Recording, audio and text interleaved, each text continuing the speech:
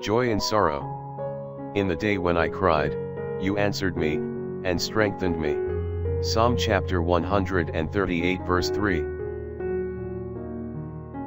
At some time in life all of us feel the loneliness of sorrow. Mary and Martha were saddened by the death of their brother, Lazarus, and Martha said to Jesus, "If you had been here, my brother would not have died." Theirs was a loneliness of sorrow. The shortest verse in the Bible tells us that at the tomb of Lazarus Jesus wept. He enters into our sorrows. When we come to Jesus Christ, He does not promise to exempt us from trouble or sorrow. Tears will come, but deep inside there will be a joy that is difficult to explain to you. It is a joy from God produced by the Holy Spirit.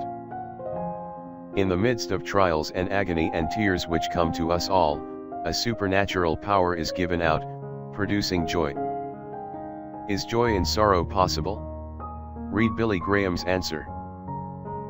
Prayer for the day. Your comfort in times of sorrow, loving Lord Jesus, enfolds me, giving light and hope in my darkness.